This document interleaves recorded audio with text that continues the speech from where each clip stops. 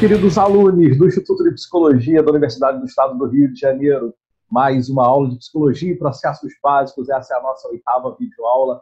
Muito feliz de novo de estar aqui com vocês, conversando sobre esse tema que eu gosto tanto, que me é tão caro. Hoje, especificamente, nós vamos conversar sobre um tema que é muito interessante, apesar da nossa última aula ter sido versada sobre a memória de longo prazo, e as nossas duas últimas aulas foram sobre memória.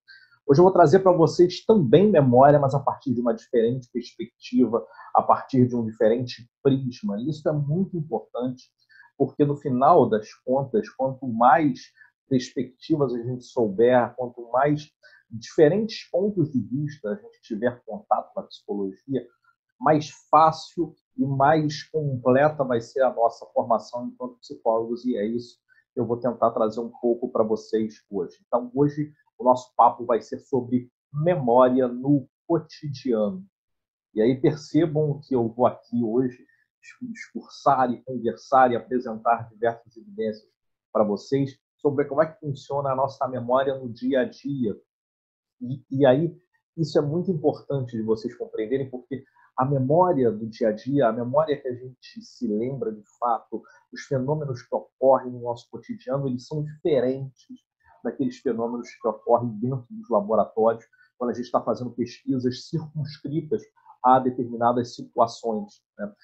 E existe um tema, existe uma discussão sobre isso, e é nessa discussão que eu vou engajar antes que a gente possa entrar na temática em si, que é a memória do cotidiano. Eu vou discutir com vocês um conceito que é um conceito muito complexo e muito discutido, não só na psicologia, mas em diversas outras áreas que envolvem mensuração e experimentação, como é o caso das ciências cognitivas. E aí eu estou falando de diversas outras ciências, até mesmo da própria física, né? Quando a gente pensa aí nos fenômenos físicos, eles em algum momento na história eles foram testados empiricamente a partir de certos métodos, e esses métodos tinham aqueles que eram feitos dentro somente dos laboratórios, como também métodos que eram feitos na vida real, no mundo real. Então, é mais ou menos disso que a gente vai falar. Tem um nome para esse conceito, mas antes de trazer o nome, eu vou trazer a fala, mais uma vez, desse pesquisador que é maravilhoso, que é muito importante, né, dentro da psicologia, que é o Alan Baddeley. Então, eu vou trazer o que ele vai falar. Ele vai dizer o seguinte, olha: o estudo da memória humana nos laboratórios de psicologia sempre estiveram sujeitos à objeção de que informam pouco sobre como a memória funciona no cotidiano. As demandas mnemônicas em tarefas do dia a dia, tais como lembrar da nossa agenda ou acompanhar de perto uma diversidade de atividades, não parecem fáceis de mapear em testes padronizados em laboratórios. Isso foi o Alan Baddeley falando em 1983. Ele estava na Universidade de Cambridge. Então percebam que o que eu estou trazendo para vocês, o que eu estou mostrando para vocês, é um conceito que é extremamente complexo, mas ao mesmo tempo ele é fácil de visualizar, no sentido de que quando a gente faz uma experimentação dentro de um laboratório de psicologia, ele não necessariamente vai representar a realidade empírica, a realidade da demanda do nosso cotidiano, tá? Então, se eu faço aí um teste, por exemplo, de você tentar fazer operações matemáticas de cabeça, ou então de você decorar e falar em ordem inversa na sequência numérica, isso não é uma coisa que a gente faz no dia a dia, a gente costuma fazer no dia a dia. Então, a grande pergunta, a grande interrogação é até que ponto esse tipo de teste, que é teste padronizado, e aí você cria aí as normas diferentes, etc., formas de você coletar, mas até que ponto que esses testes padronizados, eles de fato estão refletindo a realidade desse sujeito, a realidade desse indivíduo. Isso é muito importante do ponto de vista clínico, por exemplo, quando a gente pensa na avaliação da memória de alguém que pode estar com algum tipo de amnésia ou algum tipo de perda mnemônica, seja ela de qualquer natureza, Alzheimer, demência, não importa a forma como se origina, a forma como vem essa perda mnemônica. Talvez a coisa mais importante seja, será que o teste que eu estou usando, ele é sensível o suficiente para detectar essas diferenças na realidade dessa pessoa, né? E esse ponto de diferenciar aquilo que está dentro do laboratório, os resultados obtidos dentro dos laboratórios, e os resultados obtidos na esfera cotidiana, no dia a dia, na vida real, na vida concreta, né, empiricamente, essa distinção ela tem seus críticos, e eu queria trazer essa discussão à tona. O nome desse conceito é validade ecológica. Validade é um conceito que vem da área da medida, da mensuração.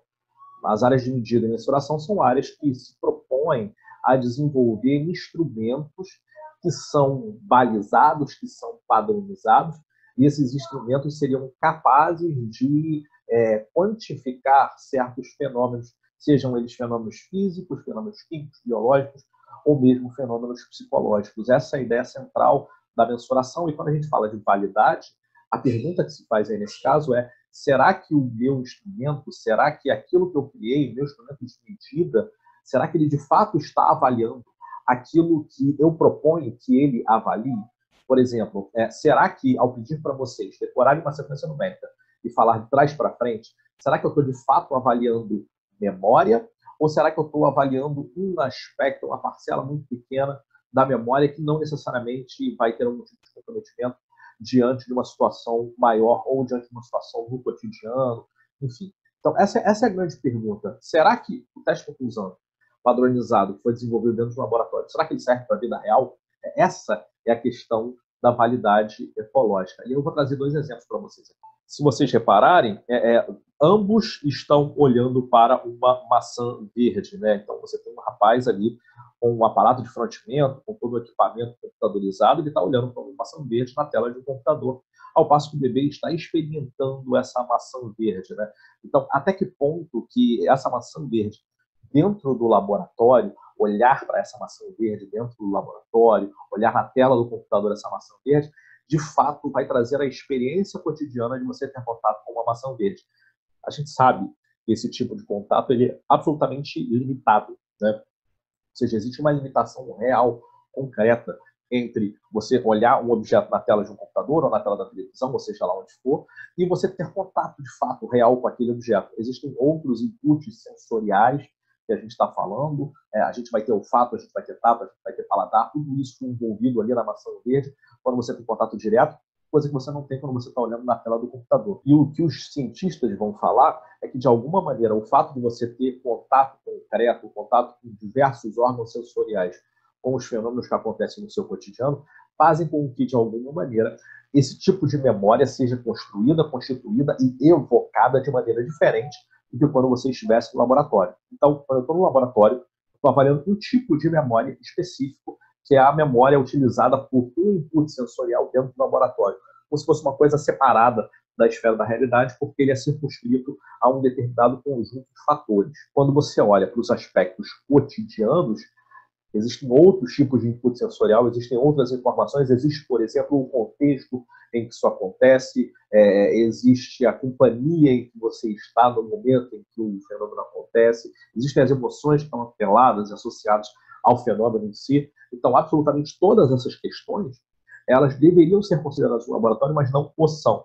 Então, de alguma maneira, essa realidade do laboratório é diferente dessa realidade cotidiana e concreta, segundo o conceito da validade ecológica. E o que é validade ecológica? Ecológica é ambiente, vem de ecologia, ambiente. A ideia, portanto, é: será que o meu instrumento está avaliando aquilo que eu pretendo avaliar do ponto de vista ecológico, ou seja, do ponto de vista ambiental, considerando todos os possíveis aspectos do ambiente, todos os possíveis aspectos do entorno que influenciam esse fenômeno? Essa é a pergunta da validade ecológica. E a ideia é que você consiga construir testes e instrumentos padronizados, mas que também levem em consideração os aspectos contextuais, situacionais e ambientais diante dos determinados fenômenos que você está querendo avaliar. Então, validade ecológica é um conceito que é perseguido, que é buscado por grande parte dos pesquisadores que estudam o desenvolvimento das medidas em diversas áreas da ciência, incluindo a ciência psicológica. Então, entre diversos fatores e diversas críticas que recebe o conceito de você fazer uma pesquisa dentro do laboratório, a primeira delas tem a ver com a motivação do participante, né? A vontade que o participante tem de engajar naquela tarefa com desejo de realizar aquela tarefa de modo que possa realmente extrair informações reais daquele indivíduo, né? Então, existe esse aspecto da motivação, que testes de laboratório não tem o fator da motivação envolvido, da mesma forma como as tarefas cotidianas têm valor pessoal, elas variam junto com a personalidade do indivíduo, né? Então, o que eu estou falando é que situações cotidianas variam No laboratório, elas são relativamente estáticas, elas são relativamente a mesma coisa. Então, nesse sentido, que é importante a gente compreender que os fatores pessoais, individuais, na memória do cotidiano, não só a memória do cotidiano, mas qualquer tipo de fenômeno psicológico que eu esteja querendo estudar e que esteja circunscrito a um cotidiano, que esteja ali estabelecido por um ambiente, por uma situação real e concreta, existem fatores motivacionais, existem fatores emocionais, existem fatores da personalidade do indivíduo que estão influenciando nos resultados que você obtém na realidade, no concreto, no mundo cotidiano, e esses aspectos eles não vão estar presentes quando esse indivíduo está no laboratório, porque quando você está no laboratório, sabendo, consciente de que você está ali participando de um experimento, você não tem muito desses aspectos envolvidos. É claro que existe um pouco, mas é muito pouco em relação à vida real, à vida concreta, né?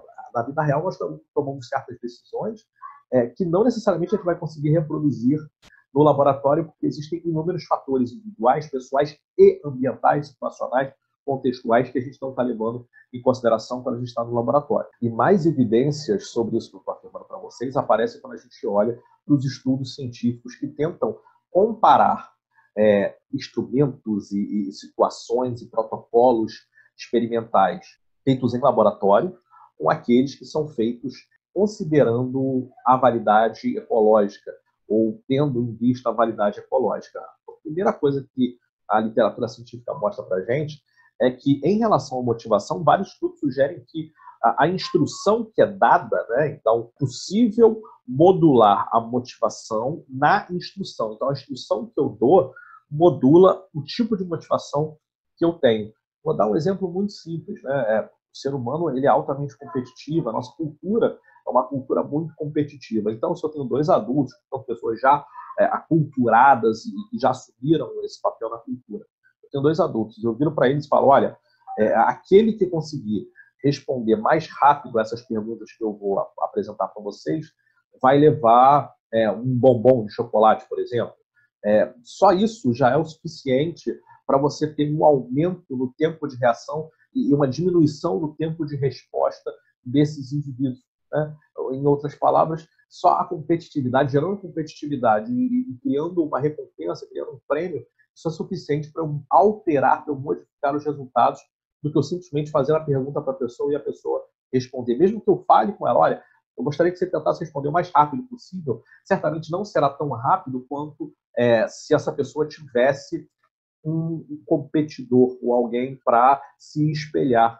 O nome dessa teoria, a teoria da facilitação social. Na teoria da facilitação social, a ideia central é que, de alguma maneira, o fato de você ter uma pessoa junto com você realizando a mesma tarefa faz com que você tenha vontade de realizar melhor do que essa outra pessoa. Então, tem essa disputa, mas eu estou falando aí de ambientes culturados, ou seja, em situações em que as pessoas já passaram por uma certa educação cultural que privilegia a disputa, que privilegia a competição, como é a nossa cultura. Né? Então, quando você faz esse tipo de coisa nessas condições, você vai ter diferença nos resultados obtidos. Uma outra coisa, uma outra evidência que a literatura científica também traz é que todo ser humano varia de acordo com diversos fatores. Então, não só em relação à personalidade do indivíduo, e personalidade aí é um conjunto de crenças, um grupo de valores que as pessoas têm que originam e, ao mesmo tempo, orientam seus pensamentos e ações, seus pensamentos e comportamentos. Né? Então, não só esses aspectos da personalidade, mas outros aspectos, eles também estão associados à diferença dos resultados quando a gente está falando de validade ecológica, como, por exemplo, o aspecto da aprendizagem. Né? Se o indivíduo ele passou por aquela situação, se ele aprendeu como lidar com uma determinada situação, ele vai certamente ser mais fácil para ele quando essa situação se apresentar novamente do que o indivíduo que nunca teve contato, não tem familiaridade com uma determinada situação, um determinado protocolo, um determinado teste psicológico. Né? Não é à toa que é muito difícil você fazer avaliação psicológica de psicólogos, porque a tendência dos psicólogos é que eles conheçam os testes psicológicos, eles conheçam o modus operandi ou a forma de pensar dos testes psicológicos. Então, usar testes psicológicos em psicólogos geralmente traz resultados não muito confiáveis, exatamente por isso, porque são profissionais que conhecem daqueles instrumentos. Então, é nesse sentido que a história de vida as emoções, a personalidade, tudo isso pode impactar nos resultados dos instrumentos. E a última evidência que eu quero trazer para vocês é que quanto mais complexo o fenômeno, maior a necessidade de análise. Essa é uma ideia, né, de Banach e de Crowder, que começa a discutir ou começa a questionar o conceito de validade ecológica. Tá? Por quê? Porque, no final das contas, segundo esses autores, quando você tem uma quantidade, uma variedade muito grande de resultados, né, quando você tem uma quantidade muito grande de possibilidades, é muito difícil você considerar todas as variáveis, principalmente quando a gente está olhando para tarefas do cotidiano. Percebam, o que eu estou falando para vocês é que é quase impossível você determinar todas as possíveis variáveis num fenômeno psicológico, num fenômeno humano. É muita coisa, e tem muita coisa que a gente ainda não sabe na psicologia. Então, eu estou falando aí de você tentar controlar variáveis como, por exemplo, o tempo, o clima, controlar variáveis como as interações, o contexto, o ambiente, a iluminação, o humor da pessoa no momento em que ela fez que ela participou do experimento, que ela fez o teste. Então, assim, é tanta variável, mais os aspectos pessoais, como os aspectos genéticos, os aspectos de personalidade, alguns aspectos da aprendizagem. Então, tem tanta variável que está incluída num fenômeno psicológico, num único pensamento que a gente tem, um único pensamento que a gente tem, geralmente concatena todas essas informações naquele momento específico. Então é muito difícil você conseguir determinar alguma coisa utilizando o conceito da validade ecológica, e é isso que a Banach e o Crowder vão falar, tá?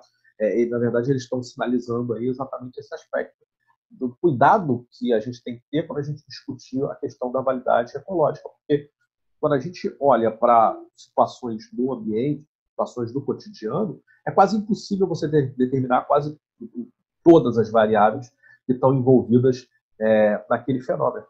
Então, nesse sentido, que muitos pesquisadores e muitos cientistas defendem a ideia de que, para você conhecer um fenômeno, você tem que compartimentalizar ou analisar. Análise vem de corte no corpo, né? Análise. Então, é você separar certos fenômenos e olhar para fenômenos muito específicos. É nesse sentido que a pesquisa de laboratório ajuda mais do que medidas ou instrumentos com validade ecológica. Em outras palavras, o que eu estou falando para vocês é que tem benefícios dos dois lados. Se você está olhando para o laboratório, você geralmente tem ali informações muito circunscritas e muito específicas, você não consegue pegar todo o espectro possível das tarefas do cotidiano. Por outro lado, se você não faz esse tipo de coisa, se você não faz essa compartimentalização, isso vai implicar na sua capacidade de compreender o fenômeno. Ou seja, quanto mais você olha para o fenômeno no cotidiano, ao invés de olhar para o fenômeno no laboratório, menos você sabe do fenômeno, porque mais variáveis vão aparecer e mais variáveis, mais informações que influenciam os resultados podem estar presentes e você sequer tem consciência disso. Então, quanto mais lupa você coloca no fenômeno, é mais fácil de você enxergar ele de perto, e aí, com isso, em algum momento, você vai conseguir ter algum tipo de certeza, né? Apesar de que aí vem o outro lado da moeda, que é, será que essa certeza ela é suficiente para você fazer qualquer tipo de afirmação generalista, do tipo, memória funciona dessa maneira, ou percepção funciona dessa maneira, com base em informações de um laboratório?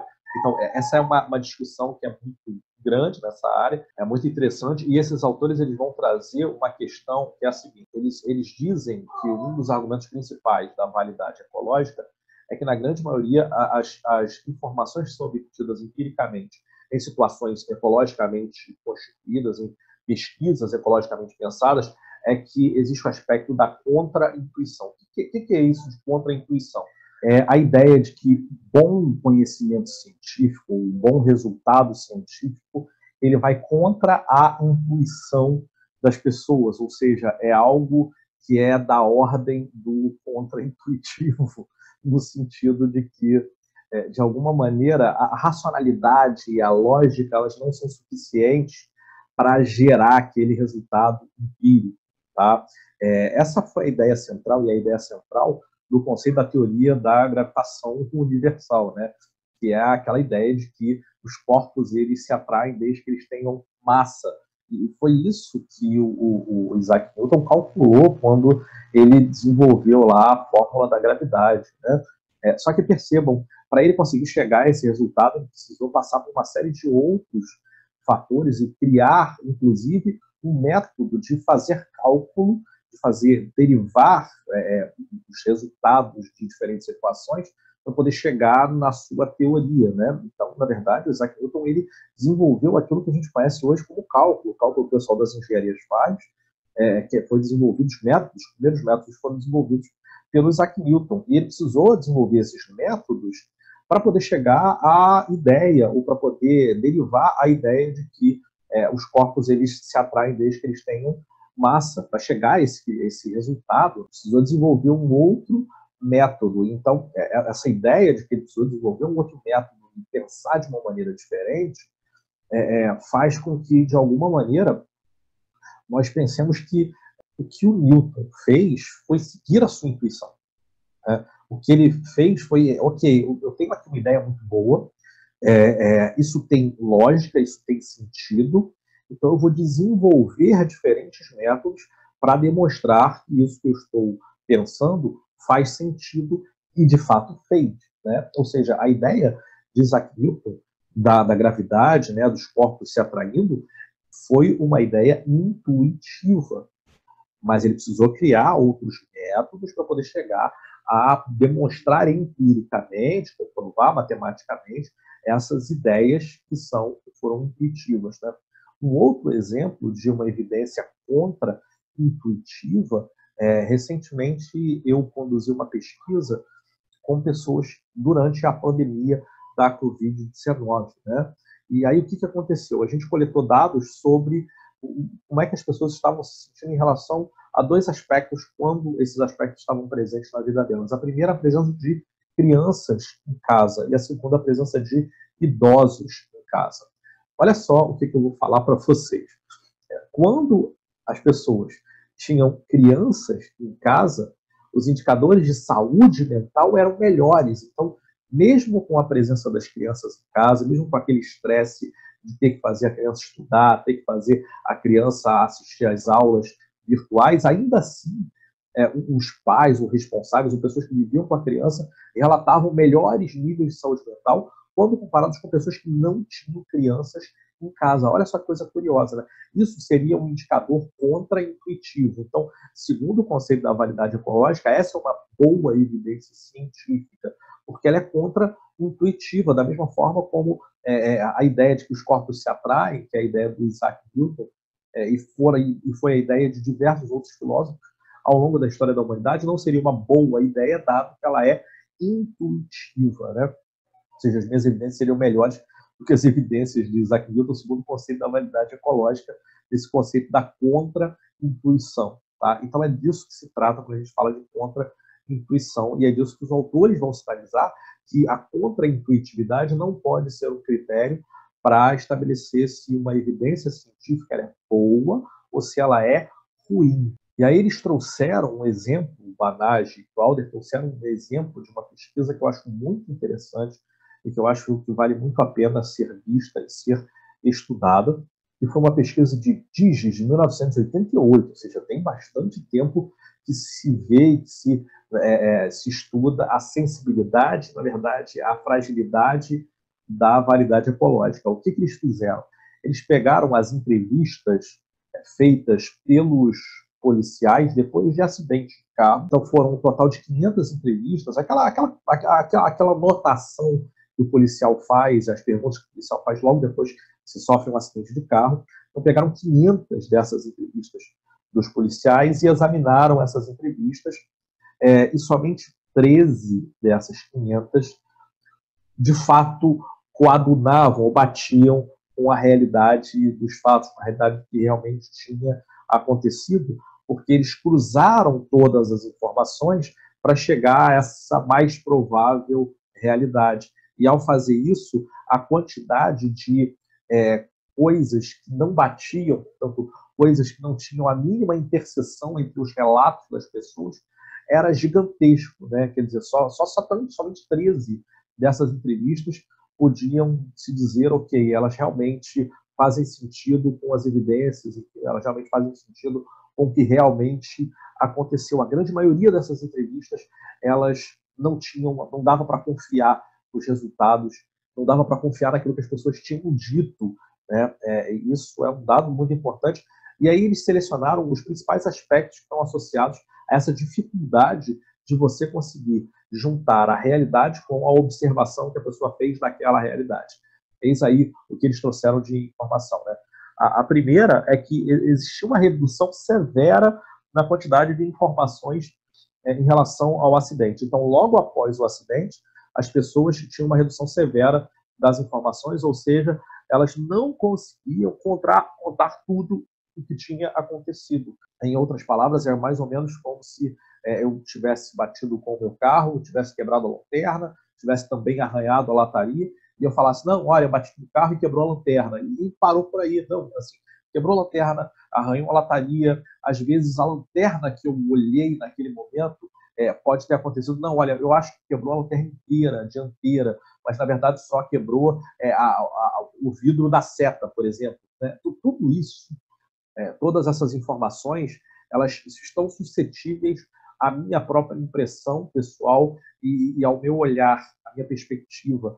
E isso não necessariamente vai refletir a realidade dos fatos. Então, é muito difícil você conseguir encontrar a realidade dos fatos quando você fala de validade ecológica, porque a gente está falando de uma quantidade muito grande de informações que nenhum ser humano é capaz de processar tudo ao mesmo tempo e conseguir relatar tudo, né? O segundo aspecto é que essa pesquisa ela não teve controle prévio dos estereótipos, né? Então, esses resultados eles demonstraram um enviesamento após o acidente, dependendo do tipo de pessoa que estava ali envolvida no acidente. Em outras palavras, aspectos raciais, aspectos de gênero, todos esses aspectos eles afetam e influenciam a forma como você vai relatar e como é que você vai informar uma determinada situação e uma determinada memória. Então, o que eu estou dizendo, meus amigos, é que, de alguma maneira, você tem dificuldade de relatar os fatos e de se ater aos fatos dependendo do gênero e da racialidade que a pessoa que também está envolvida naquele fato apresenta. É muito comum a gente ouvir esse comentário absolutamente misógino e machista que é a mulher ao volante, perigo constante, né? Tem esse ditado, inclusive, que é absolutamente nefasto, horrível, mas no final das contas, ele revela que se um homem sofrer um acidente junto com uma mulher no trânsito, ou seja, cada um dirigindo o seu carro, um homem e uma mulher, esse homem ele vai relatar mais absurdos, ele tende a relatar mais absurdos aos policiais depois que ocorre o acidente do que se ele tivesse sofrido um acidente com outro homem. Isso é muito grave, porque no final das contas, o fato de uma mulher estar dirigindo um carro faz com que um homem machista e misógino modifique a sua própria realidade e o seu próprio discurso, e inclusive a sua própria memória em relação a tudo que aconteceu. Isso é muito frágil quando a gente pensa em termos de validade ecológica, quando a gente tenta empreender pesquisa usando os conceitos da validade ecológica, porque não existe, não tem como a gente conseguir reter as informações somente na seara das evidências. Sempre vai haver influência, aquelas influências que eu falei lá atrás, sempre vai haver influência de diversos aspectos, situações, comportamentos, convicções, valores, personalidade, vão influenciar os resultados da pesquisa. E uma outra coisa que eles colocam, que o DIS coloca nessa pesquisa, é que existe um pseudo-controle após um curto período de tempo. Em outras palavras, quando o DIS comparou o relatório policial, então, aquilo que o policial redigiu, e aquilo que foi dito nas entrevistas, geralmente a gente sabe que os policiais eles vão para o distrito policial, vão lá para a delegacia e fazem as anotações deles, ou seja, eles pegam aquilo que está na entrevista e eles transcrevem na forma de um boletim de ocorrência. Então, esse resultado, esse boletim de ocorrência já era diferente, já tinha informações diferentes das informações que eram trazidas nas entrevistas. Então percebam, olha só que loucura. O policial escreve uma coisa, a pessoa diz outra. E o acidente foi outra coisa que aconteceu.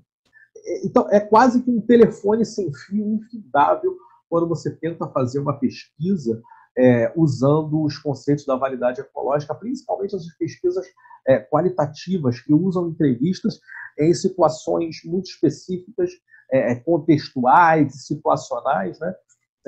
Então, é muito perigoso confiar nesse tipo de dado, principalmente usando o conceito da validade ecológica, porque, no final das contas, a quantidade de variáveis é tão grande que vai influenciar a fala, o discurso, que vai influenciar a própria situação, que vai influenciar o contexto.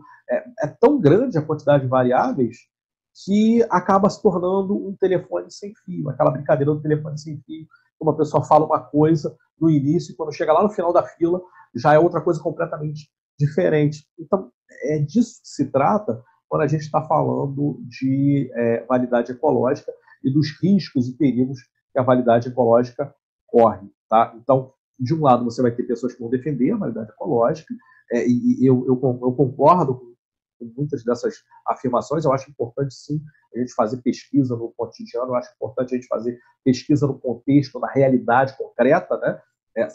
Conscientes de que essa realidade concreta ela não vai ser igual aos resultados obtidos dentro do laboratório, mas eu acredito também que os resultados do laboratório eles também são tão válidos quanto os resultados do cotidiano, principalmente porque eles vão ser capazes de analisar e circunscrever com muito mais precisão um determinado fenômeno que mais tarde certamente será utilizado numa situação do cotidiano. Então, de um lado, você tem fragilidade nas pesquisas com validade ecológica alta, mas de outro lado, você tem forças e potências também nessas pesquisas com validade ecológica alta. Por outro lado, nas pesquisas de laboratório com validade ecológica baixa, você também tem fraquezas, mas também tem potencialidades, você também tem forças, tá? Então, talvez a grande questão aqui seja o equilíbrio da validade ecológica quando você está fazendo pesquisa científica, e é disso que se trata, e essa é a grande questão levantada por Banaji e Crowder, né?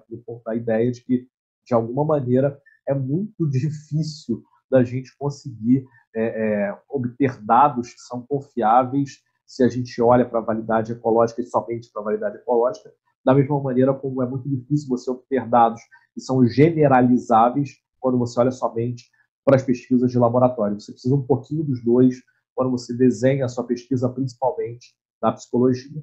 E isso aparece muito claramente, e por isso que eu falei tanto de validade ecológica, porque isso aparece muito claramente nas pesquisas que estudam a memória autobiográfica, ou seja, a minha memória em relação a fatos e fenômenos que aconteceram na minha vida. Então, por exemplo, se eu estou falando do meu casamento, do meu pedido de casamento, do início de um namoro importante, do meu primeiro beijo, todas essas coisas que aconteceram na minha vida, que são importantes, que são relevantes, passar no vestibular, o nascimento do filho, ter a sua primeira aula na faculdade, passar por tudo que vocês passaram, tudo que nós passamos nas nossas vidas, né? E é disso que se trata quando a gente está falando de memória autobiográfica, né? Essa memória individual, de coisas que a gente passou e de coisas que a gente se lembra, que são importantes para a gente, né? E por isso que eu trouxe a discussão da validade ecológica. Porque como é que eu vou estudar memória autobiográfica sem passar pelos relatos das pessoas que, de alguma maneira, viveram ou conviveram com as mesmas situações daquela pessoa que eu estou querendo examinar, né? Então, como é que geralmente é feita pesquisa de memória autobiográfica? A gente pergunta para uma pessoa o que aconteceu de importante na vida dela e a gente pergunta para pessoas próximas a esta mesma pessoa o que aconteceu também. E aí a gente tenta pegar o que existe de interseção entre essas histórias, porque no final das contas, cada um vai contar uma história diferente, vai trazer uma realidade diferente. Terão pesquisas de memória autobiográfica têm mais validade ecológica, portanto vão investigar mais o discurso, a fala, e aí a gente precisa lembrar daquele estudo do GID que mostra para a gente o quanto isso pode ser frágil, mas de outro lado você vai ter pesquisas de memória autobiográfica que vão buscar informações realmente concretas, né, que realmente aconteceram e comparar essas informações que realmente aconteceram com a memória das pessoas em relação a esses fatos que realmente ocorreram, né? Então, nesse sentido, que existem dois tipos de pesquisa em memória autobiográfica, porque esse segundo tipo ele é mais de laboratório, ele soa mais, ele funciona mais como uma pesquisa de laboratório, então ele perde um pouco da riqueza das informações do cotidiano, né, que é da realidade que uma pessoa enxerga e não da realidade concreta, empírica em si, né?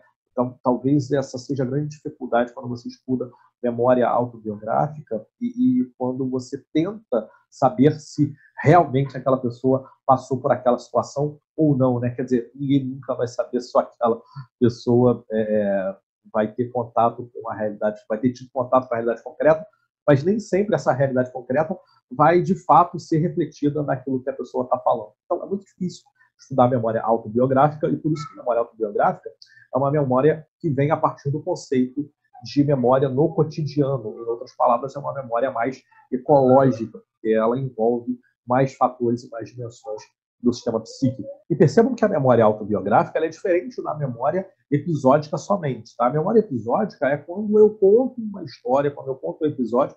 Então, por exemplo, se eu for contar a fábula dos três porquinhos, eu estou falando de memória episódica. Eu estou me lembrando de uma fábula, que é a fábula dos três porquinhos, né? Eu posso contar a história, eu vou voltar lá, que porquinho um construiu a casa de palha, o depois construiu a casa de madeira, e o outro construiu a casa de alvenaria, de tijolos, né? Chegou um lobo lá, e vou soprar, todas essas outras coisas. Isso aí é uma memória episódica. Eu estou contando uma história e essa história faz sentido, enfim.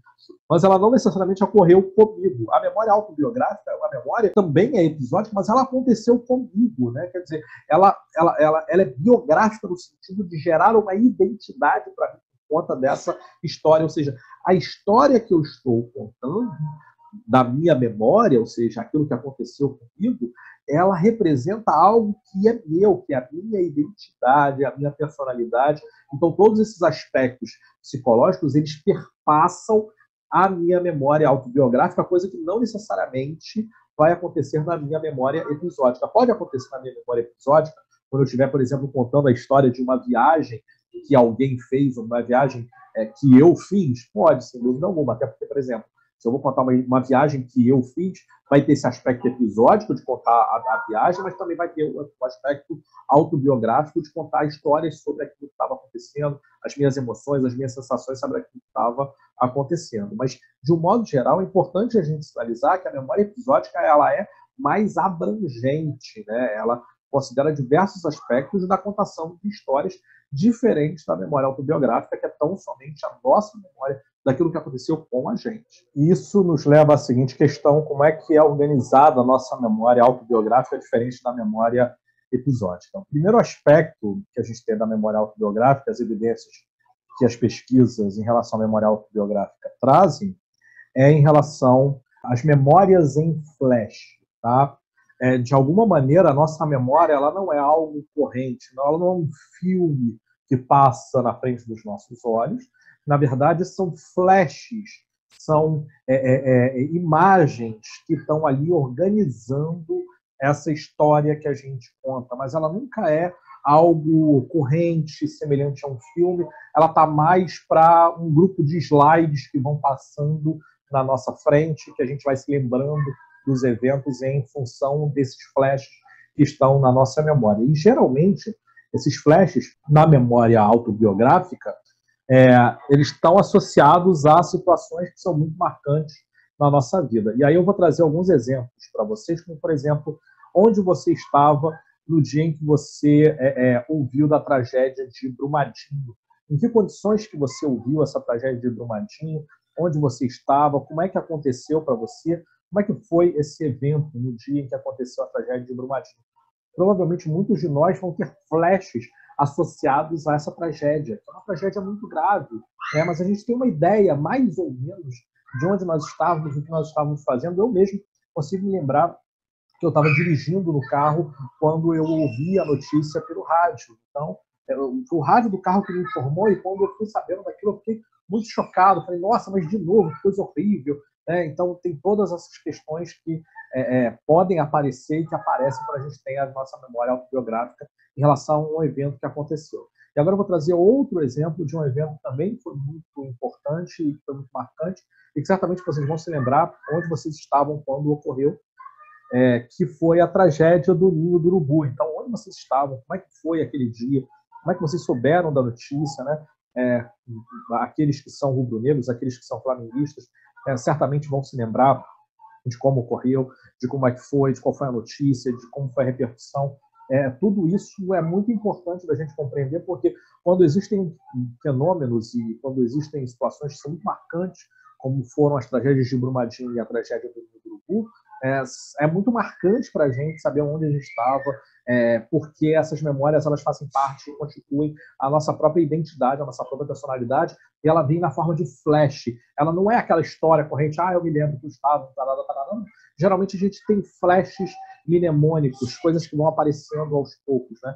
Então essas duas tragédias elas foram muito marcantes e certamente todos nós conseguimos lembrar onde nós estávamos, ou seja, nós fizemos conexões fortes com essas tragédias da mesma maneira como uma terceira tragédia aqui também aconteceu, e que certamente muitos de vocês se lembram onde vocês estavam, em que condições, onde estavam assistindo, que foi a derrota do Brasil por 7-1 na Copa do Mundo, aqui do Brasil, na Copa do Mundo, quando a Alemanha ganhou do Brasil de 7-1, foi algo extremamente marcante ali em 2014, né? Foi uma coisa bem importante, né? Então, certamente, muitos de vocês devem se lembrar onde vocês estavam, do que vocês estavam fazendo, e é disso que se trata as memórias em flash. A nossa memória ela não é uma memória muito clara, ela não é uma corrente contínua, na verdade, ela é formada por diversos flashes, e mais importante do que isso, geralmente esses flashes estão atrelados com situações muito marcantes da nossa vida, com situações muito importantes da nossa vida. Se eu pedir, por exemplo, para vocês se lembrarem o que vocês fizeram na semana passada, ao longo da semana inteira, vocês vão se lembrar de pouquíssimas coisas, a não ser de coisas que realmente foram importantes, que foram marcantes. E aí, quando você tentar se lembrar dessas coisas, você vai lembrar na forma de flash, você não vai se lembrar diretamente dessas memórias, tá? Então, é disso que se trata quando a gente fala de memória autobiográfica na forma de flash. Só que existem outros tipos de memória autobiográfica, e um dos exemplos centrais em relação a esse fenômeno é a amnésia infantil. Olha só o que ocorre, tá? Ali por volta dos nossos 3, 4 anos de idade, a gente não consegue ter memórias muito claras antes desse período de idade, antes dessa faixa etária. Então, as nossas memórias autobiográficas, aquelas que a gente consegue contar, que a gente consegue falar, que a gente consegue organizar, elas começam a aparecer entre 3 e 4 anos de idade. Então, se você pergunta para alguém qual é a sua primeira memória, a primeira coisa que você consegue se lembrar, geralmente a gente está falando dessa faixa etária, entre 3 e 5, 3 e 4, 3 e 5 anos de idade. Memórias anteriores a 3 anos de idade são raríssimas e geralmente são memórias falsas. A gente já conversou sobre memórias falsas, né? E geralmente essas memórias anteriores a 3 anos de idade são memórias falsas. Alguém contou em algum momento essa história para a gente criou uma fantasia na nossa cabeça e a gente gera essa memória acreditando que essa memória realmente aconteceu, mas ela não aconteceu necessariamente daquele jeito, tá? Muito provavelmente a nossa primeira memória mesmo, a primeira memória concreta de coisas que realmente aconteceram, gira aí em torno de 3, 4, 5 anos de idade, e é muito curioso. Por exemplo, vocês todos sabem que eu tenho um filho pequeno, e eu fiz uma viagem à Europa com meu filho quando ele tinha 3 anos e meio. E olha só que coisa curiosa, ele não se lembra de absolutamente nada da viagem. Enquanto para mim foi talvez uma das melhores viagens da minha vida, para ele não tem a mínima memória, porque para ele não foi tão relevante assim.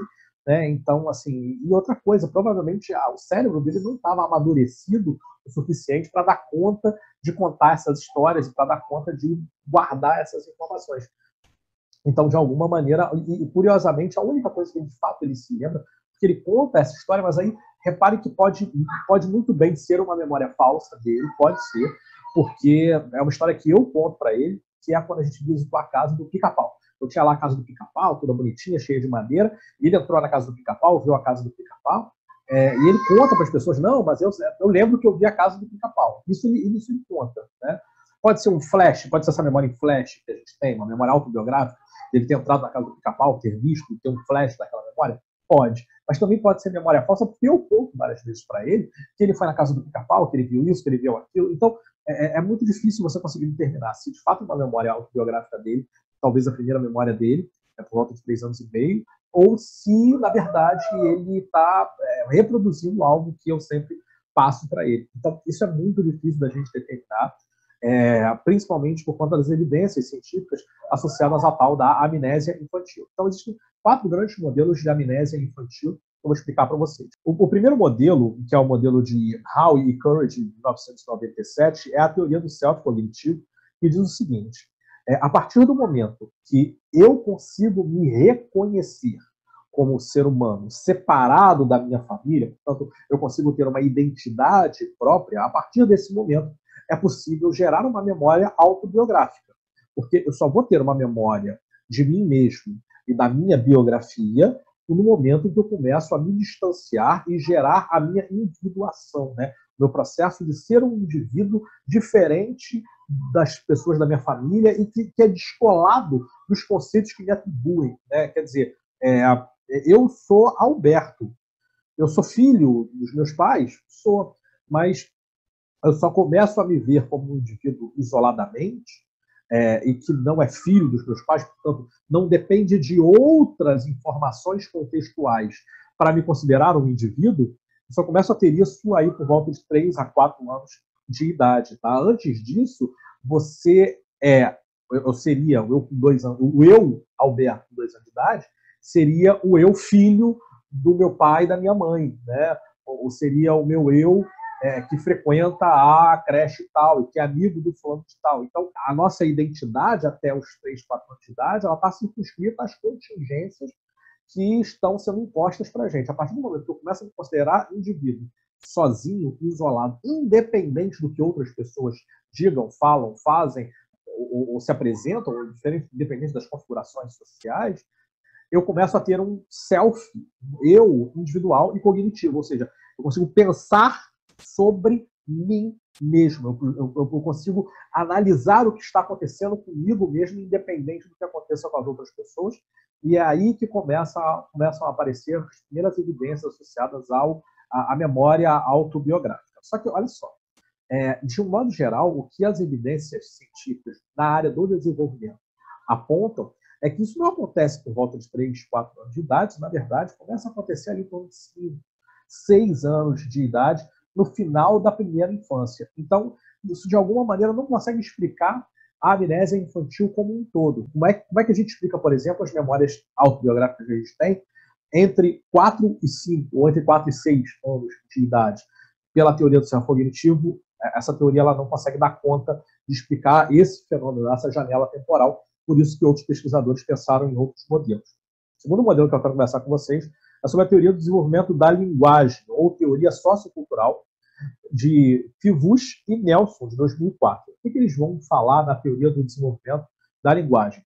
Que você só consegue começar a constituir memória autobiográfica quando a sua linguagem, ou seja, a sua capacidade de transformar ideias em fala, em relato, somente quando isso é amadurecido você consegue fazer a sua memória autobiográfica ou constituir a sua memória autobiográfica. Então, é a ideia de que você precisa ter um sistema linguístico amadurecido, ou seja, uma criança que consegue conversar com as pessoas, contar histórias para as pessoas, somente esse tipo de criança conseguiria ter memória autobiográfica.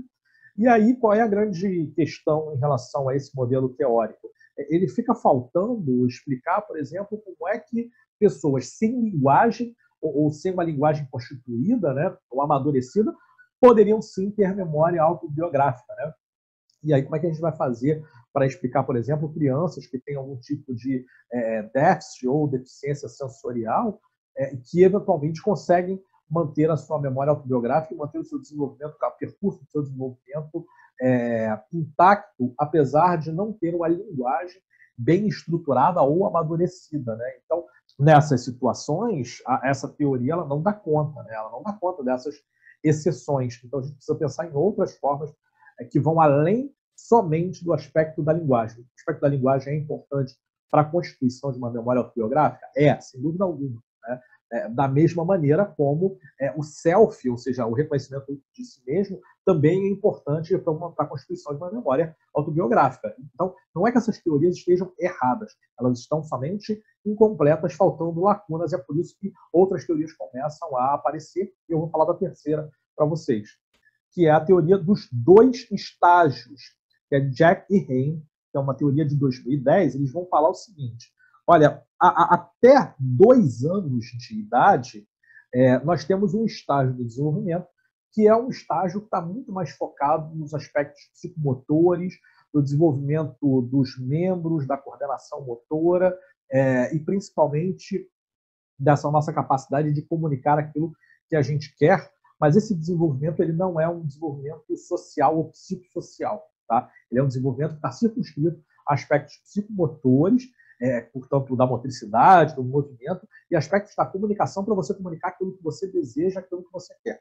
Só que quando você ultrapassa o período de 2 anos de idade, né, então você passa a ficar mais velho ali, aí a gente está falando aí de crianças com 30 meses, né, ou até mesmo crianças com 3 anos de idade, quando você ultrapassa esse período dos 2 anos de idade, o que parece que acontece é que a criança começa a ter um outro tipo de desenvolvimento, que é o desenvolvimento social. E aí a gente pode pegar lá a teoria do self cognitivo, que é a ideia de que essa criança ela começa a se distanciar e se distinguir do resto do contexto em que ela vive, né? E quando isso acontece, quando acontece esse desenvolvimento social, é que as memórias autobiográficas começam a ser consolidadas. E olha só que legal essa teoria. O que ela vai dizer é o seguinte: na medida em que você vai se socializando, e que seu desenvolvimento psicossocial e emocional começa a ser mais amadurecido, maior a quantidade e melhor a qualidade das memórias autobiográficas que você tem. Então, olha só que coisa interessante que eles vão trazer, né? Então, até 2 anos, não há o que se falar em memória autobiográfica, mas a partir dos 2 anos, até ali, daí para frente, né, na medida que você for amadurecendo do ponto de vista psicossocial, você também amadurece a sua memória autobiográfica. Essa teoria ela é muito inteligente, porque ela consegue resumir e concatenar todas as informações, todas as evidências que até então eram trazidas, né? Mas o que estava faltando nessa teoria é explicar como é que isso funciona do ponto de vista fisiológico, do ponto de vista do cérebro. A gente sabe, por exemplo, que o cérebro das crianças ele nasce com muito mais neurônios e muito mais ramificações do que o cérebro de um adulto. Né? É muito curioso isso, porque provavelmente essa informação vocês não tinham, mas agora vocês têm. Né? O cérebro de crianças nasce com mais neurônios e mais ramificações, mais axônios, né, do que o cérebro de adultos. O que acontece ao longo do tempo é que os neurônios eles começam a se especializar na medida em que nós vamos nos desenvolvendo, e essa especialização dos neurônios faz com que haja migração para regiões em que aqueles neurônios serão mais funcionais e funcionarão melhor. E na medida em que esses neurônios começam a se especializar e se aprimorar, o nosso cérebro começa a amadurecer. E é desse amadurecimento, né, do nosso cérebro que eu estou falando, e que também vai falar Jocelyn e Franklin em 2012, que vai trazer a teoria da neurogênese. Gênese, início, neurônio, portanto, início dos neurônios é uma teoria que vai falar como é que funciona a criação de neurônios no nosso sistema nervoso, de modo que esses neurônios sejam especializados e focados para dar conta daquelas demandas específicas que nós temos. Então, quando eu estou aqui falando com vocês sobre teoria da neurogênese, eu estou completando a lacuna que tinha sido deixada pela teoria dos 2 estágios, porque, na verdade, a neurogênese, esse boom de neurônios nascendo e indo para o cérebro, ele acontece entre 0 e 2 anos de idade. A partir dos 2 anos, o seu cérebro começa a amadurecer e começa a se especializar. Então, de alguma maneira, o fato do seu cérebro começar a se especializar, começar a fazer migração neuronal para regiões em que aquele neurônio realmente vai ser útil no cérebro, e amadurecendo o cérebro de uma forma global, faz com que fique mais fácil a consolidação de memórias autobiográficas e que fique mais fácil a promoção desse desenvolvimento psicossocial.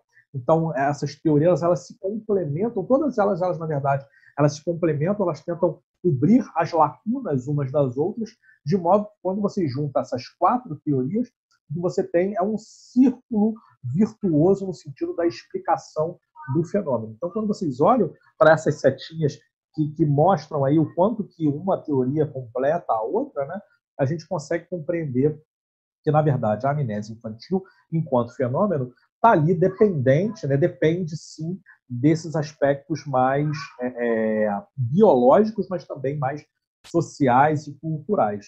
Todos esses aspectos, quando estão juntos, eles formam e explicam esse fenômeno da memória autobiográfica associada à amnésia infantil. Então, de novo, só lembrando para vocês, memórias anteriores.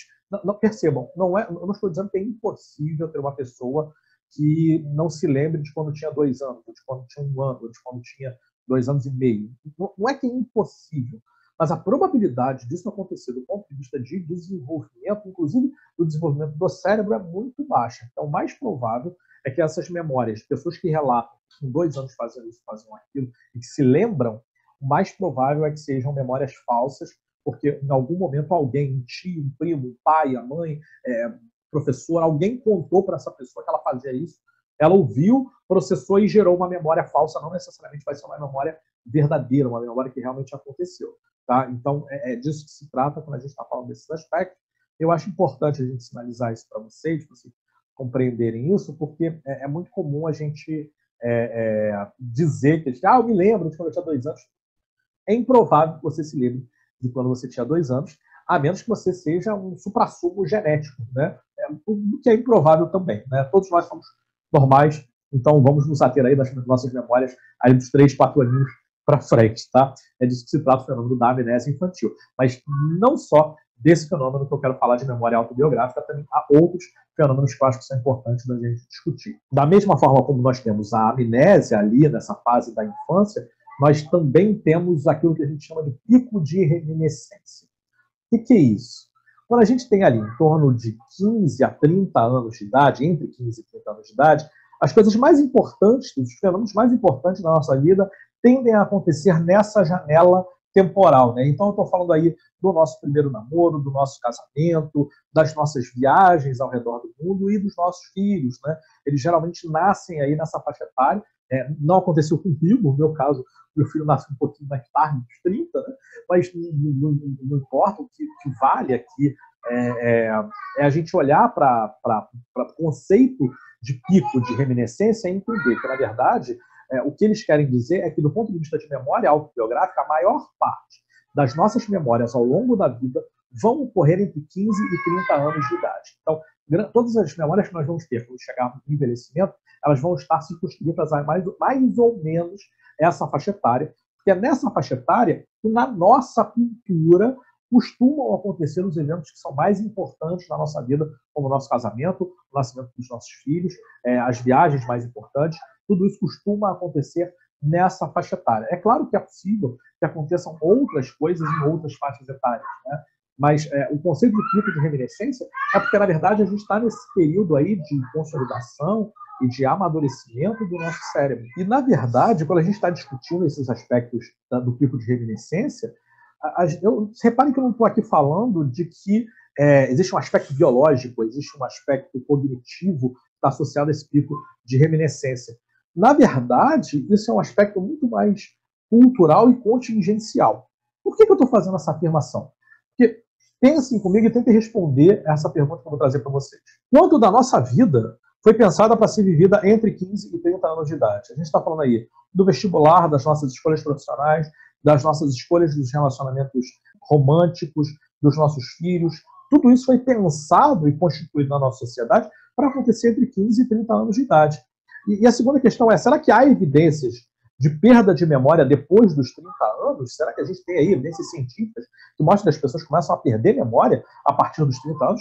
E a gente sabe que não, é assim que funciona. Então, o mais provável é que o pico de reminiscência que a literatura científica mostra em relação à memória autobiográfica é um pico de reminiscência não por conta neuronal, biológica, mas sim, muito provavelmente, por conta de fenômenos culturais, porque a nossa cultura é uma cultura que privilegia o crescimento e a vivência de experiências nessa faixa etária, negligenciando os outros períodos de faixa etária. Geralmente, quando você está aí com mais de 30, né, você tem que trabalhar todos os dias do mesmo jeito, o mesmo tipo de trabalho, você tem pouca possibilidade de experimentar coisas novas com a intensidade que você consegue fazer ali entre 15 e 30 anos de idade. Então, parece que é uma coisa muito mais cultural, e as evidências sugerem muito nesse sentido, que é uma coisa muito mais cultural do que objetivamente cognitiva ou biológica, o que nos remete ao conceito de validade ecológica, né? Se a gente for pensar em termos de constituição da validade ecológica, muito provavelmente, quando a gente está estudando pico de reminiscência, os estudos de pico de reminiscência estão muito mais associados aos fenômenos do cotidiano, aos fenômenos contextuais, né? Então, portanto, aos fenômenos mais culturais, do que fenômenos de laboratório. Então, o que eu estou afirmando para vocês é que a memória autobiográfica associada ao pico de reminiscência, entre os 15 e os 30 anos de idade, tem mais validade ecológica do ponto de vista de pesquisa, mas, ao mesmo tempo, essas evidências, na verdade, estão apontando para aspectos que são mais sociais, mais culturais, ao invés de mais biológicos e mais cognitivos. Tá? Então, só para deixar claro para vocês, isso é importante. Só que, a partir do momento que você entende esse conceito do pico de reminiscência, é importante também sinalizar um outro conceito, que é a da estrutura da memória biográfica no cérebro, ou seja, quais são as áreas que estão envolvidas na memória autobiográfica e como é que funciona essa circuitaria da nossa memória autobiográfica. A gente vai entrar nisso agora. Então, a rede neural envolvida na memória autobiográfica é uma rede conhecida como rede do córtex pré-frontal medial. Tá? Então, essa rede, todas as estruturas, inclusive essas estruturas que estão ali iluminadas em laranja, né, e amarelo, elas são responsávees pelo processamento de autorreferência. Então, essa ideia de que, se você tiver essas regiões no cérebro, e, por exemplo, os chimpanzés, eles têm essa região no cérebro, de alguma maneira você consegue saber que você é você mesmo, que você não é a outra pessoa. Então, é um conceito de autorreferência. E a autorreferência é exatamente isso, essa autoidentificação de si mesmo, sabendo que você é um indivíduo único e que se separa dos demais. Nós, seres humanos, mas nossos primos, primatas, também têm esse tipo de capacidade, e outros animais também, golfinho, elefante, cachorro, todos eles conseguem se reconhecer enquanto indivíduos. Tá? Isso tem a ver com essa circuitaria do córtex pré-frontal medial.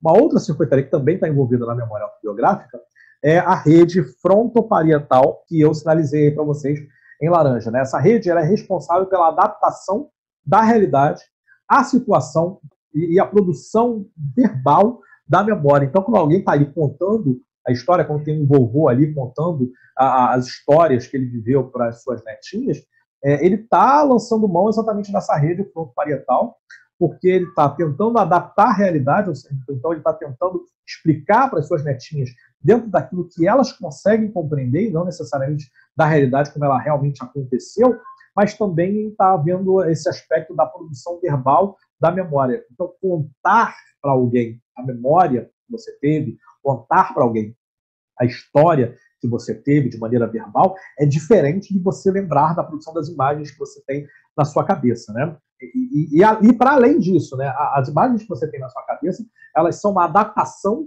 da realidade para que você pudesse compreender e gravar aquelas informações, e não necessariamente a realidade como ela realmente aconteceu. Então, isso é muito importante a gente compreender, que toda a memória é uma representação da realidade, não a realidade em si. Né? Então, por isso que é tão importante a gente considerar os aspectos da validade ecológica, tanto quanto os aspectos dos achados em laboratório. Né? Porque, na verdade, a nossa memória é uma representação simbólica, ela não é a própria realidade, uma reprodução da própria realidade. Mas o nosso cérebro ele também consegue constituir outras redes, e para a gente ter a memória autobiográfica, a gente não só precisa contar e a gente não só precisa se auto-identificar. Né? A gente tem outro aspecto, que é o aspecto da associação, da manutenção dos objetivos de uma história autobiográfica. Então, quando você está contando uma história autobiográfica, você precisa manter em mente o que dessa história você quer contar para as outras pessoas. E quem faz essa seleção das informações de acordo com o objetivo que você quer é o córtex cingulado e o pars opercularis. São duas estruturas, duas regiões do cérebro que eu sinalizei aí para vocês, nesse cérebrozinho em laranja, né, que está associada a essa nossa capacidade de manter o foco daquilo que a gente está contando. Então, se eu conto uma história para vocês, eu costumo, inclusive, contar aqui histórias da minha relação com meu filho, eu costumo contar histórias da minha relação com minha esposa, da minha história de vida. Quando eu conto essas histórias, na verdade, eu tenho um objetivo, eu tenho um foco, né? E para eu me manter nesse foco, para eu me manter nesse objetivo, eu preciso lançar mão dessas estruturas do meu cérebro para poder dar conta dessas questões, para eu poder manter o foco daquilo que eu estou falando. Né? Então, tanto o pars opercularis quanto o córtex cingulado, eles fazem essa manutenção no foco daquilo que eu preciso para informar para vocês aqueles aspectos específicos da minha memória autobiográfica. Isso não significa que, de fato, tudo o que eu conto, ou aquilo que eu conto, é tudo o que realmente aconteceu naquelas situações. Mas eu conto somente aquilo que é necessário para sinalizar ou para ilustrar o objetivo que eu tenho em mente. Né? Então, quem faz esse tipo de articulação são essas duas estruturas. Mas não para por aí. Quando a gente está contando, quando a gente está falando da nossa memória autobiográfica, talvez a coisa mais importante que a gente precise seja de uma estrutura no nosso cérebro para trazer essa memória à nossa consciência. Né? Porque ninguém vai contar uma história de maneira inconsciente. Né? É claro que existem alguns conceitos de outras abordagens teóricas que vão falar que muitas vezes o inconsciente, ou aquilo que está implícito, aquilo que está por trás da consciência, fala, né? Salta, não é à toa que existe o conceito de ato falho. Ato falho é quando, de alguma maneira, o inconsciente ele resolve falar no lugar da consciência. Mas quando eu estou contando uma história minha para outras pessoas, né, geralmente eu costumo trazer essa história à consciência para eu poder contar. Então, eu sei que eu estou contando a história do dia em que eu fui tal lugar assim, de que eu viajei para tal lugar. Eu sei que eu estou contando essa história.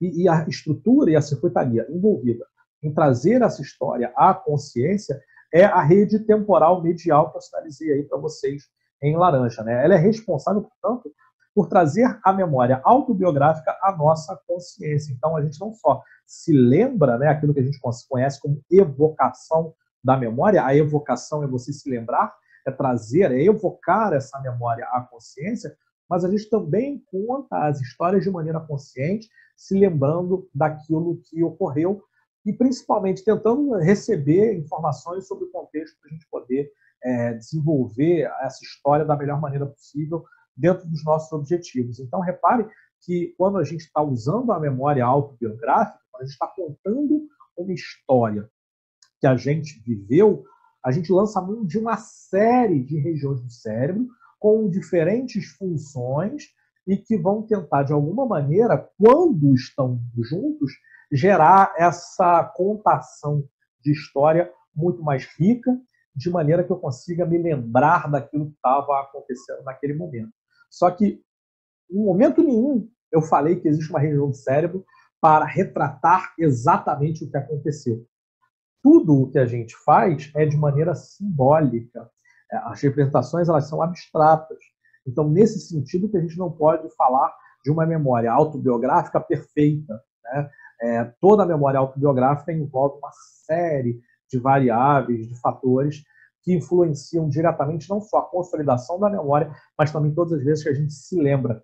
E olha só que coisa curiosa, a cada vez que a gente se lembra de uma situação, a gente reconstrói aquela história para que ela possa fazer um pouco mais de sentido para a gente. Em outras palavras, nós, conosco mesmo, temos uma espécie de telefone sem fio. Cada vez que eu conto a história, eu a conto de uma maneira diferente. Isso é muito legal, porque no final das contas mostra para a gente que o nosso cérebro e a nossa mente ela não foi constituída para que a gente pudesse ter o reflexo da realidade, mas sim que a gente tivesse representações da realidade que nos permitissem dar conta dela.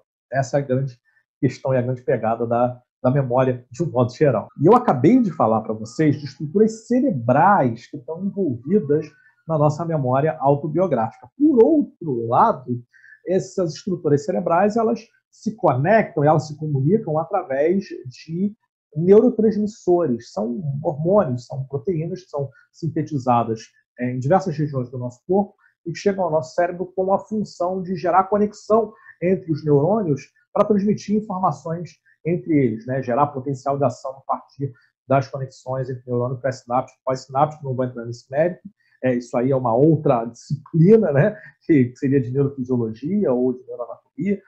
Mas o que mais me interessa que vocês entendam é que existem certos neurotransmissores, certos hormônios, que são importantíssimos para a consolidação e para a evocação das nossas memórias autobiográficas.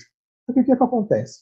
Existem certas condições patológicas, ou seja, doenças mentais, né? Condições patológicas, transtornos, que podem gerar a diminuição da síntese proteica e, portanto, a diminuição na produção ou na captação de certos neurotransmissores no nosso cérebro, como é o caso da depressão. Então, o que acontece com pessoas com depressão é que elas tendem a se lembrar de eventos mais negativos, tristes e dolorosos, quando comparados com pessoas sem depressão. É um tipo de memória estado dependente. Em outras palavras, por conta dessa diminuição desses neurotransmissores no nosso sistema nervoso central, aquilo que mais chama a atenção, ou aquilo que mais traz e a gente evoca na nossa memória autobiográfica, é tudo aquilo que aconteceu de ruim na nossa vida, e não aquilo que aconteceu de bom na nossa vida. Porque nós não conseguimos, de alguma maneira, nos conectar do ponto de vista emocional com memórias positivas.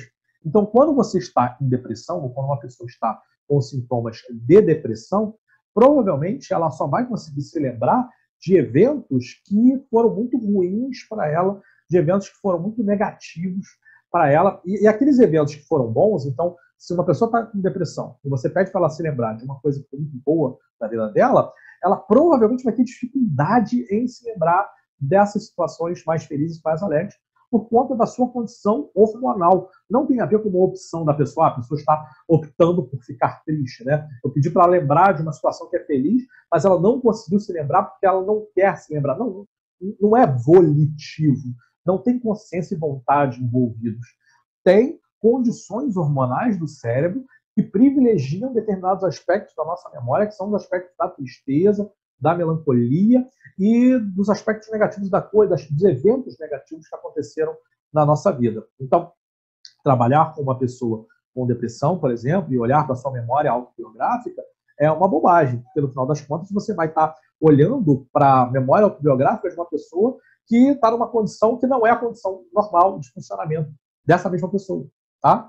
Então, primeiro você trata ali essa sintomatologia da depressão, primeiro você vai tratar os aspectos dessa pessoa em relação ao seu humor, em relação à sua energia, né? Tentando aí de diversas maneiras, seja de maneiras farmacológicas, até através da terapia, através da fala. Então, você vai usar uma série de técnicas e mecanismos para tratar primeiro a depressão, para só depois você vir falar dos aspectos da memória autobiográfica dessa pessoa. Tentar evocar memória autobiográfica positiva para fazer tratamento da depressão é bobagem, não vai funcionar por questões hormonais, por questões do cérebro dessa pessoa no momento que ela está em depressão. Então, a pessoa está lá triste, então eu vou, sei lá, passar um filme legal para ela. Não vai funcionar para uma pessoa com depressão, tá? Só para vocês saberem que é importante a gente sinalizar isso. Então, evocar memórias autobiográficas de pessoas com depressão geralmente vão evocar memórias autobiográficas mais negativas e mais tristes. O que nos leva a uma outra questão, que é extremamente importante, e é muito curioso isso, porque grande parte da nossa memória ela é constituída a partir de representações simbólicas, como eu sempre falo para vocês. No entanto, existe uma modalidade de prova, de evidência, que é utilizada nos tribunais do mundo inteiro, no sistema judiciário do mundo inteiro, que são as testemunhas oculares, e precisamos falar sobre isso. O que acontece é que pessoas tendem a confirmar seus estereótipos, são categorias pré-determinadas, né, sobre uma pessoa, sob a condição do viés confirmatório ou viés de confirmação. Então, reparem, eu conversei com vocês sobre a memória autobiográfica daquelas pessoas que estavam dirigindo. E aí eu falei com vocês que, se você tem um homem que é machista e misógino, provavelmente ele vai ter uma memória autobiográfica em relação a mulheres dirigindo que é diferente de um outro homem que não tem essas mesmas características do ponto de vista de valores pessoais e condições pessoais. Tá? Por que eu estou dizendo isso? Por que isso é importante?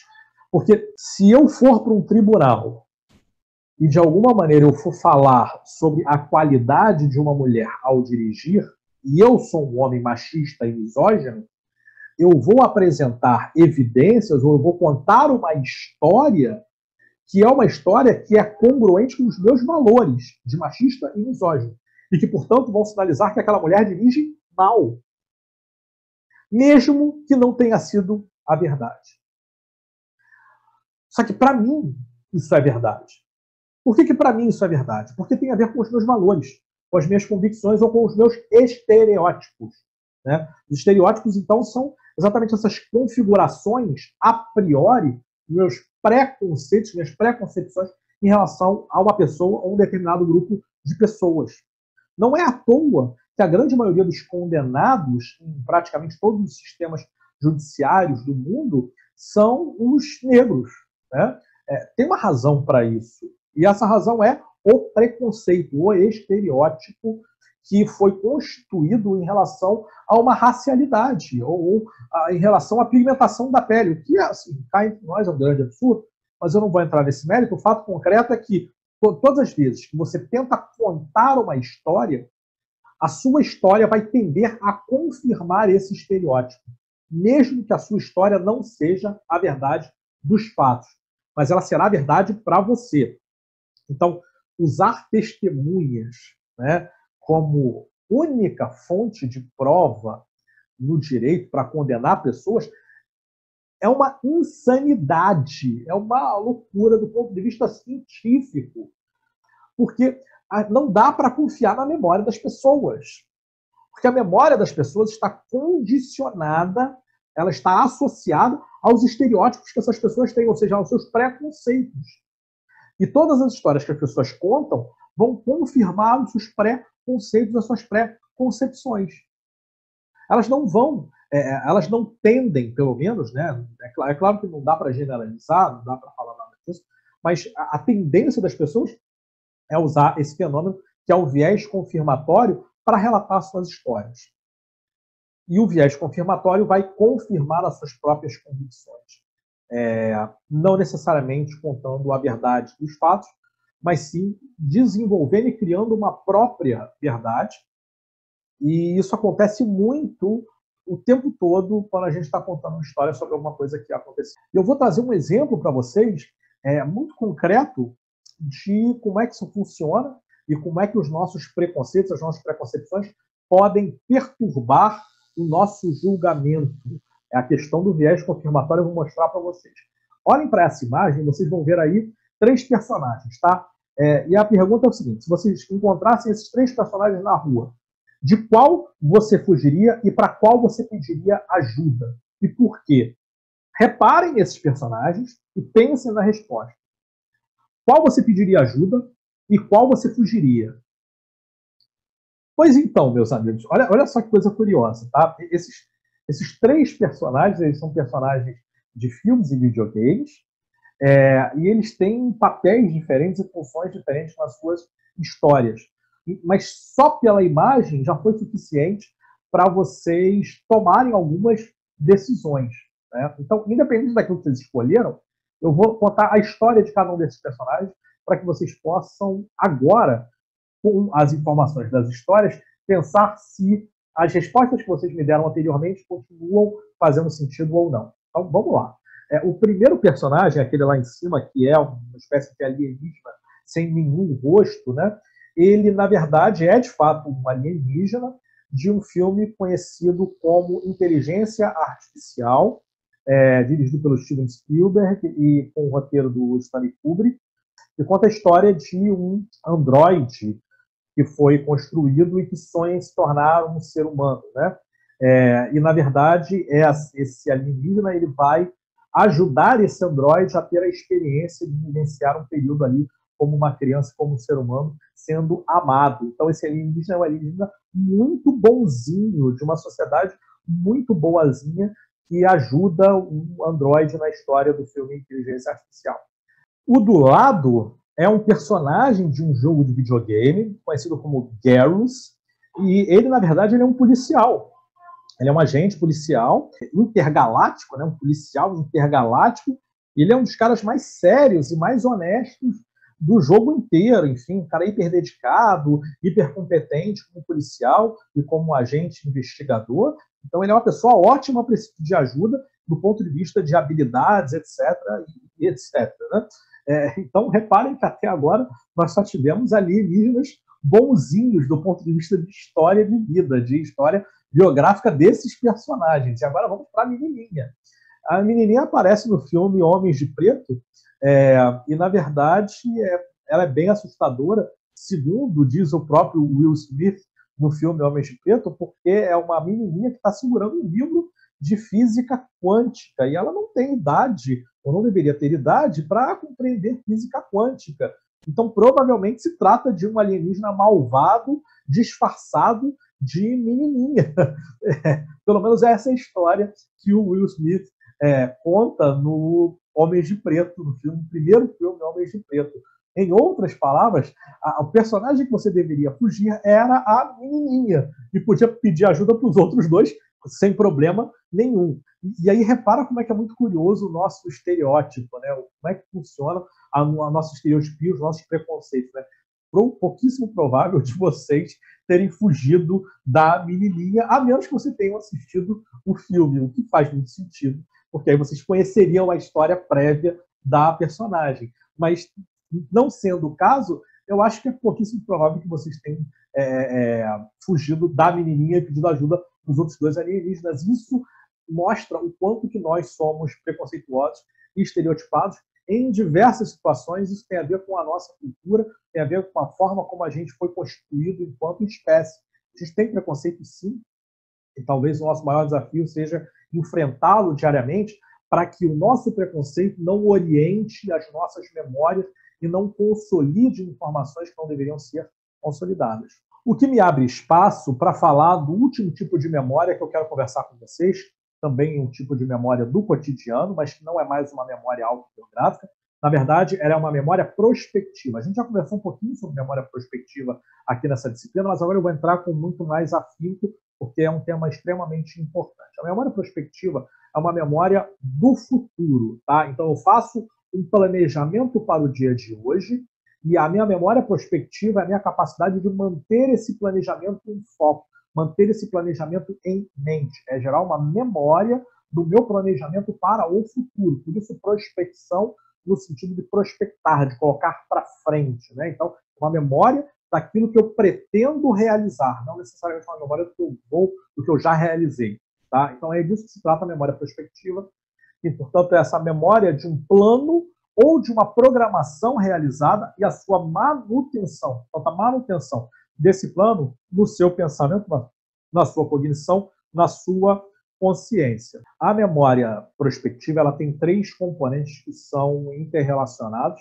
e que precisam trabalhar juntos, geralmente conectados um ao outro, através do sistema de retroalimentação, para que você possa, de fato, ter uma boa memória prospectiva, portanto, você possa, de fato, manter os planos que você tem em mente. Esses componentes são o monitoramento, então, depois que você constitui o seu planejamento, você o tempo todo fica monitorando se você está realizando corretamente esse plano ou esse objetivo que você tem, né? O plano ou objetivo, ele depende desse monitoramento, você precisa o tempo todo estar aí com foco no plano e no objetivo que você tem, e você precisa de uma intenção, né? Você precisa ter motivo, você precisa ter motivação para manter esse plano em ordem. Então, se eu preciso fazer alguma coisa hoje, eu vou constituir uma motivação, um motivo, uma intenção para fazer essa coisa hoje e vou tentar manter essa informação na minha memória o tempo todo monitorando se eu estou conseguindo atingir esse objetivo ou não, se eu estou conseguindo seguir os meus planos ou não. Eventualmente vão ter coisas que vão interromper os meus planos, mas se eu tiver motivação suficiente, eu vou conseguir retomar esse planejamento, eu vou conseguir retomar os meus objetivos, fazendo o tempo todo esse monitoramento. E é muito importante dizer que, na verdade, o monitoramento ele não é só um monitoramento feito por cima, tá? Ele, na verdade, ele envolve tanto a atenção, então os aspectos atencionais, que é a quantidade de recursos cognitivos da minha atenção que eu estou depositando na minha memória prospectiva, no meu planejamento, mas também de afeto, ou seja, precisa fazer sentido afetivo, eu preciso gostar da ideia de realizar esse plano ou esse objetivo. Sem gostar da ideia, sem ter afeto envolvido para realizar esse plano ou esse objetivo, a minha memória prospectiva ela vai ter comprometimento desse aspecto do monitoramento. Essa é uma alta demanda do executivo central. E aí vamos lembrar lá do modelo de memória de trabalho do Alan Badley, que ele vai falar desse executivo central, que é uma espécie de sistema da atenção que supervisiona aquilo que está acontecendo na nossa cognição. Então, o que eu estou falando para vocês é que quando a gente está falando de memória prospectiva, eu estou falando do tempo todo dessa supervisão da nossa atenção, do nosso foco, para que a gente possa manter o foco nos objetivos que a gente precisa fazer ao longo do dia, e é isso que o monitoramento vai fazer. E esse foco no objetivo, ele é tanto cognitivo, do ponto de vista da atenção, quanto afetivo, do ponto de vista da motivação e da intenção. Então, quando eu estou falando de memória prospectiva, todos esses aspectos precisam ser concatenados de modo que a gente consiga manter o foco no objetivo que a gente tem ao longo do dia, ao longo da semana, ou mesmo nos planejamentos maiores, como 1 ano, 2 anos. Então, todos os planejamentos que a gente constitui, eles são monitorados, eles funcionam dentro do sistema de memória prospectiva. E a memória prospectiva ela pode ser dividida em 2 fenômenos, em 2 aspectos diferentes, 2 fatores. Uma memória prospectiva ela está associada ao evento, né? E a outra memória prospectiva está associada ao tempo. Na memória prospectiva baseada no evento, eu estou falando de momentos específicos, de eventos específicos que vão acontecer ao longo do meu dia a dia. Então, por exemplo, se eu preciso ir ao médico hoje, mas eu não marquei horário para ir ao médico, é aquele médico que você chega sem marcação de horário, essa é uma memória prospectiva baseada no evento. Qual é o evento que eu tenho que ter em mente? Não, eu preciso ir ao médico especificamente. Qual o horário de eu ir ao médico? Não importa. Ou eu preciso ir ao Detran pegar minha documentação. Qual o horário que eu preciso ir? Não importa. Não teve horário marcado. O que importa é que eu preciso ir resolver esse evento, esse fenômeno. Então, existe esse aspecto da memória prospectiva baseada no evento, que eu preciso fazer alguma coisa, mas eu não me importo muito com o horário que eu preciso fazer essa coisa. É diferente da memória prospectiva baseada no tempo. Na memória prospectiva baseada no tempo, eu tenho exatamente uma hora específica que eu preciso realizar esse evento. Então, na memória prospectiva baseada no tempo, é a hora que eu vou, por exemplo, buscar o meu filho na escola. E essa coisa de eu vou buscar o meu filho a tal hora faz com que você tenha não um evento em mente, né? Eu tenho que ir a algum lugar, eu tenho que fazer alguma coisa, mas se eu tenho que estar em algum lugar, ou eu tenho que fazer alguma coisa em determinado momento do tempo, em determinado horário. Provavelmente vocês devem estar pensando o seguinte, mas uma coisa tem a ver com a outra, e de fato tem muita coisa a ver com a outra, mas no final das contas, o que eu preciso sinalizar para vocês é que a memória prospectiva baseada no evento, ela é mais fácil de ser mantida na memória do que a memória prospectiva baseada no tempo. Por quê? Porque ao longo do nosso dia, ao longo da nossa vida, ao longo da nossa semana, muitas coisas ocorrem fazendo com que a gente tenha algum tipo de perturbação na nossa memória prospectiva, porque a nossa atenção ela não pode ficar o tempo todo no objetivo que a gente tem. Até porque nós temos vários objetivos ao longo do dia, ao longo da semana. Então, como a gente tem uma quantidade muito grande de coisas para fazer, a nossa memória prospectiva no evento, ou seja, eu preciso fazer isso assim assado. Como você não tem um compromisso com um horário específico para você fazer essa coisa, fica muito mais fácil de você conseguir se lembrar. Quando você se lembrar, não, realmente eu ainda preciso fazer tal coisa, e você vai lá e faz. Né? Você não tem um tempo, um compromisso com o tempo.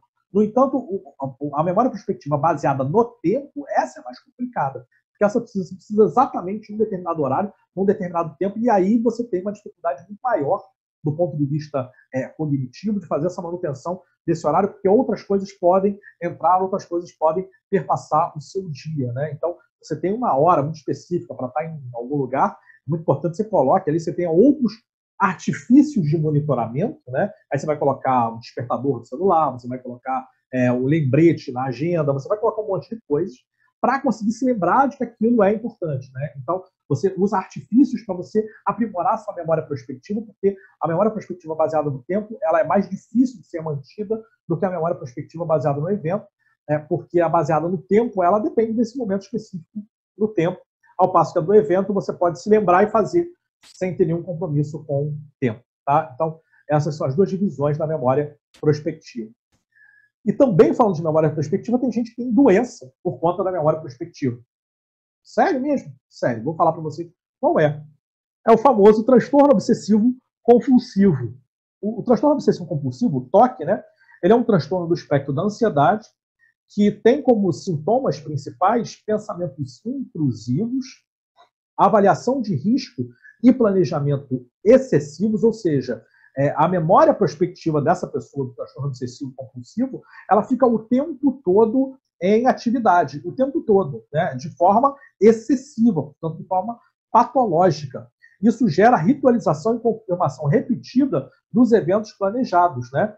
Geralmente, o tratamento medicamentoso combinado com estratégias comportamentais surtem mais efeito no transtorno obsessivo compulsivo. Mas reparem que no toque existe esse comprometimento dessa memória prospectiva, na verdade, o uso excessivo, exacerbado da memória prospectiva. E isso é muito complicado, meus amigos. Sabe por quê? Porque, no final das contas, quando a gente está falando especificamente de memória prospectiva, e você tem um exagero nesse planejamento, o que acaba acontecendo é que você começa a ter comportamentos repetitivos para tentar confirmar que aquele comportamento vai ser suficiente, né? Então, se eu preciso sair de casa, eu preciso trancar a porta, eu tranco uma, mas aí eu preciso me assegurar que ela está trancada, então, para eu me assegurar que ela está trancada, eu destranco e tranco novamente. Mas aí, se eu destranquei e tranquei novamente, pode ser que eu tenha esquecido ela destrancada. Então, deixa eu destrancar e trancar novamente, só para ter certeza. Então, eu destranco e tranco novamente. Só que, realmente, pode ser que nesse momento eu tenha esquecido de trancar. Então, eu vou destrancar e trancar novamente. Já é a quarta vez. É disso que se trata o transtorno obsessivo compulsivo. Você fica nesse ciclo de realização dos planejamentos que você estabelece, e esses planejamentos eles não podem ser quebrados. Então, o transtorno obsessivo compulsivo, qualquer memória prospectiva que o indivíduo tenha, ela fica presa na memória de tal maneira que você não consegue chegar à conclusão de que você conseguiu realizar. Não, eu realizei, acabou. Não, fica sempre aquela ansiedade, aquela angústia de será que eu consegui realizar mesmo? Será que eu consegui cumprir esse objetivo corretamente? E aí você repete. Tá? Esse é um dos sintomas e é um dos comprometimentos no transtorno obsessivo compulsivo. É evidente que existem outros sintomas. O transtorno obsessivo compulsivo é um transtorno bem complexo em termos de sintomatologia e de tratamento, mas como a gente está falando aqui de memória prospectiva, o transtorno obsessivo compulsivo tem também como característica sintomatológica esse excesso e esse exagero na memória prospectiva. Espero que tenha ficado claro para vocês. Espero que vocês tenham curtido a aula de hoje. Foi um grande prazer estar aqui de novo com vocês. E semana que vem a gente tem mais. Um beijo no coração e fui!